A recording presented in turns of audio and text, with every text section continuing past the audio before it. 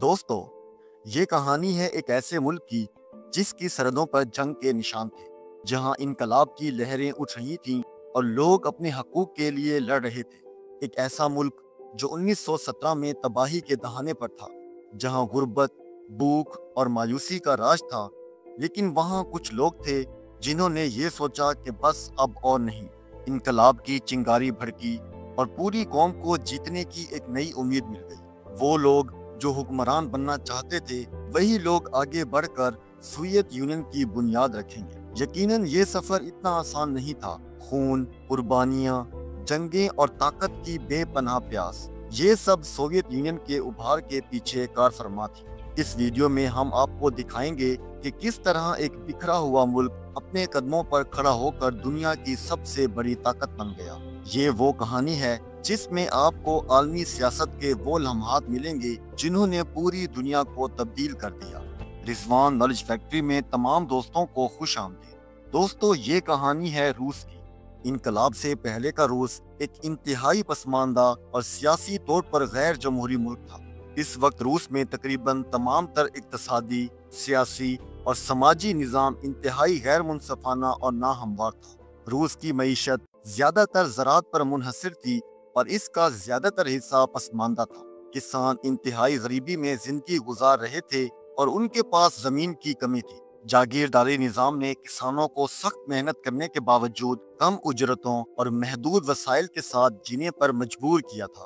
صنعت کی ترقی کی شرح بہت کم تھی اور جو تھوڑی بہت صنعت تھی وہ بھی زیادہ تر دارالحکومت سینٹ پیٹرز برگ اور ماسکو کے ارد گرد مرکوز تھی۔ باقی ملک میں صنعتی ترقی کا فقدان تھا، جس کی وجہ سے روسی عوام میں معاشی عدم مساوات اور محرومی کا احساس بڑھ رہا تھا۔ روس کا سیاسی نظام یکسر آمرانہ تھا۔ تسار نکولس دوم کے تحت روس ایک بادشاہی ریاست تھی، جہاں حکومتی فیصلے صرف تسار اور اس کے مشیروں کی مرضی سے کیے جاتے تھے۔ عوام کو اپنے حقوق کا کوئی تحفظ نہیں تھا۔ روس میں سماجی درجہ بندی بہت زیادہ تھی۔ نوبل کلاس اور اشرافیہ کا ایک طاقتور طبقہ تھا، جبکہ دوسری طرف کسانوں اور مزدوروں کی اکثریت تھی جو سخت غربت کا شکار تھے۔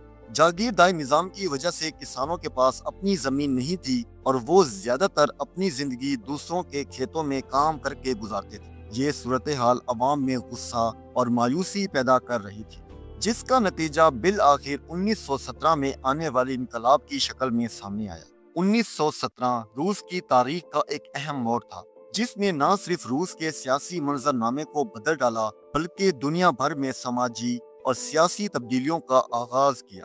اس انقلاب کے دوران روس کے سوشلسٹ رہنماؤں نے حکومتی طاقت پر قبضہ کیا اور ایک نیا معاشی اور سیاسی نظام قائم کیا، جسے سوویت سوشلسٹ ریاست کہا گیا۔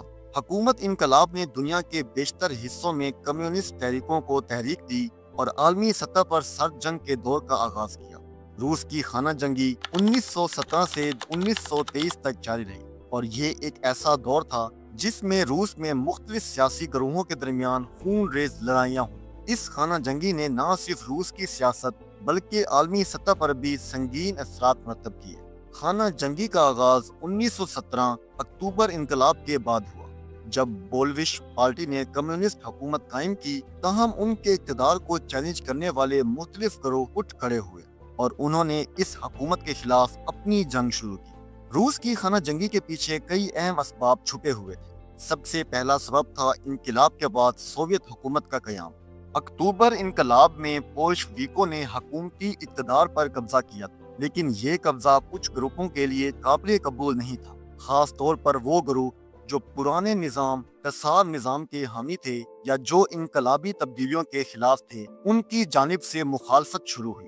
اس کے ساتھ ہی ایک اور سبب اقتصادی اور سماجی حالات کا بدتر ہونا تھا۔ فرسٹ ورلڈ وار کے دوران روس میں اقتصادی بحران آیا، کھانے کی کمی، غربت اور عوام میں شدید بے چینی پیدا ہوئی۔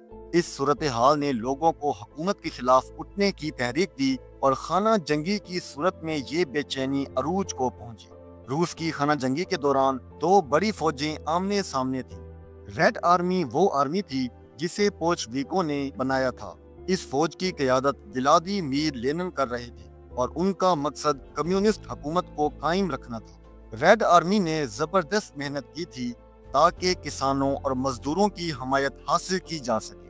لینن کے مطابق کمیونسٹ حکومت کا مقصد عوام کو اقتدار دینا تھا اور ملک کی معیشت کو عوامی مفاد کے لیے چلانا تھا۔ وائٹ آرمی میں مختلف سیاسی گروہ شامل تھے جو بولشویک حکومت کے مخالف تھے۔ ان گروپوں میں شاہی نظام کے حامی، سوشلسٹ، انقلابی اور لبرلز شامل تھے۔ وہ سب چاہتے تھے کہ روس میں کمیونسٹ حکومت کا خاتمہ ہو اور پرانے نظام کو دوبارہ بحال کیا جائے۔ وائٹ آرمی کی قیادت متعدد افراد کے ہاتھ میں تھی اور ان کے درمیان اختلافات بھی تھے جو ان کے اتحاد کو کمزور کرتے تھے۔ اس کے علاوہ وائٹ آرمی کو غیر ملکی طاقتوں کی حمایت بھی حاصل تھی، جیسے برطانیہ، فرانس، جاپان اور امریکہ۔ 1920 تک ریڈ آرمی نے خانہ جنگی میں فیصلہ کن کامیابی حاصل کی۔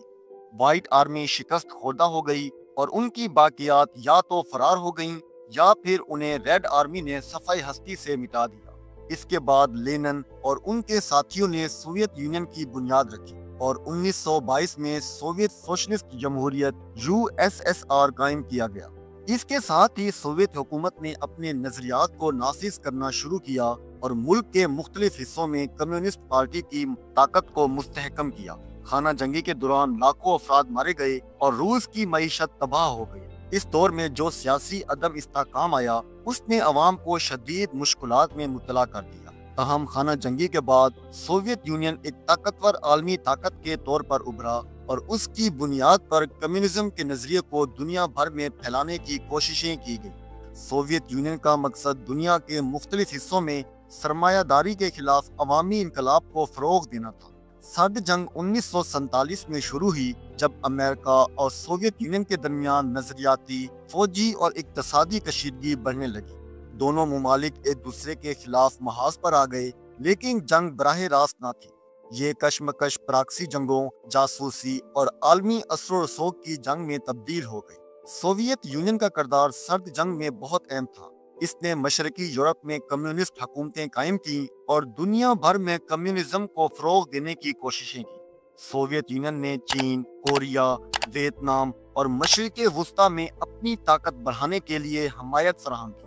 سرد جنگ کے دوران سوویت یونین نے کئی عالمی تنازعات میں مداخلت کی، جیسے کوریا کی جنگ، ویتنام کی جنگ اور برلن بحران۔ سوویت یونین کا یہ کردار دنیا بھر میں ایک دو طاقتوں کے درمیان کشمکش کی صورت میں سامنے آیا۔ سوویت یونین کا زوال 1991 میں ہوا اور اس کے پیچھے کئی اقتصادی، سیاسی اور سماجی عوامل کار فرما تھے۔ یہ تمام عوامل مل کر سوویت یونین کے زوال کا سبب بنے اور 1991 میں سوویت یونین کا باضابطہ طور پر خاتمہ ہو گیا۔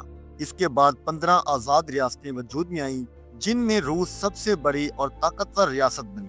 آج ہم نے سوویت یونین کے عروج سے لے کر اس کے زوال تک کی ایک دلچسپ اور پیچیدہ کہانی پر روشنی ڈالی۔ اگر آپ کو یہ ویڈیو پسند آئی ہو اور سوویت یونین کی تاریخ، اس کے عروج اور زوال کے اہم پہلو آپ کو دلچسپ لگے ہوں تو اس ویڈیو کو لائک کریں اور چینل کو لازمی سبسکرائب کریں۔ ملتے ہیں اگلی ویڈیو میں۔ شکریہ، اللہ حافظ۔